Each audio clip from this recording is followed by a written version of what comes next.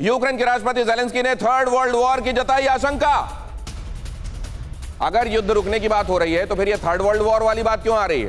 क्योंकि ज़ेलेंस्की को तो लाइनें लिखकर बाइडेन देते हैं, ये बात भी दुनिया कहती है। हम मजबूत नहीं हुए तो थर्ड वर्ल्ड वॉर होगा, और कितनी मजबूती चाहिए? यूक्रेन पीछे हटा तो वर्ल्ड वॉर हो सकता है, ज़ेलेंस्की ने कहा। पुतिन के साथ कोई बातचीत नहीं करूंगा, ज़ेलेंस्की ने फिर से दोहराया। तो अमेरिका कह रहा है बातचीत कर लो, ज़ेलेंस्की कह रहे हैं बातचीत नहीं करूंगा। और अगर हम कमजोर हुए तो वर्ल्ड वॉर होकर रहेगा। असल में हम शील्ड बने हुए हैं यूरोप के लिए, अगर हम शील्ड नहीं रह पाए तो यूरोप की तरफ रूस घुसेगा और फिर उसके बाद कोई वर्ल्ड वॉर को रोक नहीं सकता। यह असल में उनके कहने का निहितार्थ है। आगे देखिए क्या कहा जा रहा है। इटली ने यूक्रेन भेजी हैवी लॉन्ग रेंज आर्टिलरी।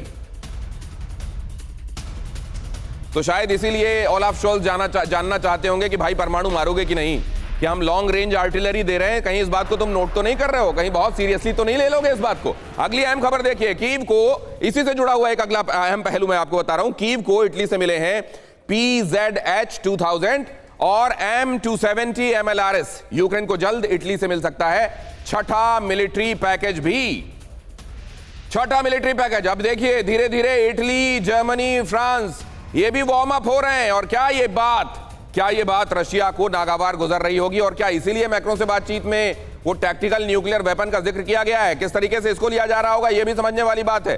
हालांकि आप इसको जरा और अगर विस्तार देंगे तो ये देखेंगे कि जर्मनी ने हाल के दिनों में बहुत कुर्बत दिखाई है चाइना के साथ, और चाइना अमेरिका का एकदम दुश्मन है। ऐसे में नेटो, उसकी प्रासंगिकता, उसमें पहले से बढ़ी हुई मजबूती, क्या इसको आज भी वैसे देखा जाना चाहिए? अगली अहम खबर देखिए, रूस जंग के लिए भेज रहा है अपने वांटेड क्रिमिनल, जो वहां गंभीर किस्म के अपराधों में सजा याफ्ता हैं या वांटेड हैं, उनको अब युद्ध के लिए मोबिलाइज किया जा रहा है, ऐसा वेस्ट कह रहा है।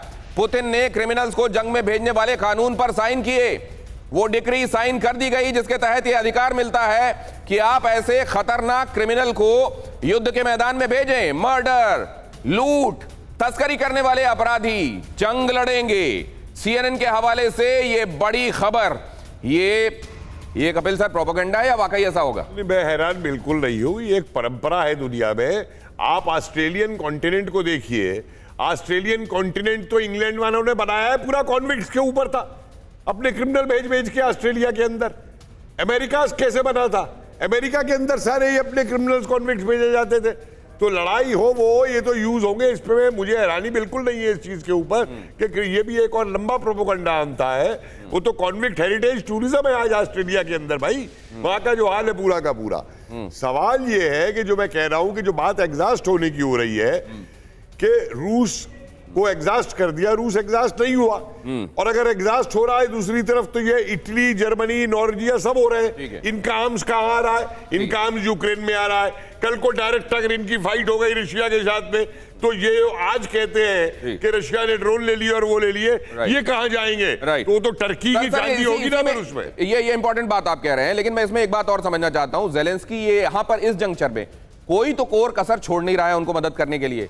अब उनका ये कहना है कि हम कमजोर हुए तो फिर ये वर्ल्ड वॉर होगा, ये क्या दिखाता है? जरा ये भी मैं समझना चाहता हूं। संजय भारद्वाज सर, निश्चित रूप से बात साफ है। 2-3 बातें आपने देखा कि पोलैंड फेंसिंग कर रहा है। क्यों कर रहा है? क्योंकि इंटेंसिटी वॉर की बढ़ेगी, और जहां पर कल अमेरिका चाहे युद्ध रुक जाएगा, निश्चित रूप से युद्ध रुक जाएगा कि सप्लाई आर्म्स की खत्म हो जाएगी तो रेसिस्टेंस नहीं कर पाएंगे और रशिया बढ़ता चला जाएगा। निश्चित रूप से रशिया अगर यूक्रेन पे आता है तो जो एक बैलेंस ऑफ थ्रेट था वो बेसिकली नाटो का जो टेरिटरी है उस तक पहुंच जाएगा। और वहां पर आगे जो नेक्स्ट टारगेट है डेफिनेटली यूरोप है। यहाँ पे देखिए हर तरीके के हथियार उपयोग किए जा रहे हैं, चाहे एनर्जी, इंफ्रास्ट्रक्चर। मैं इसको दूसरे तरीके से समझना चाहता हूँ। आशीष, मैं आपके पास ये सवाल लेकर आऊंगा, क्या वेस्ट की तरफ से मिल रही सप्लाईज कम हो रही हैं?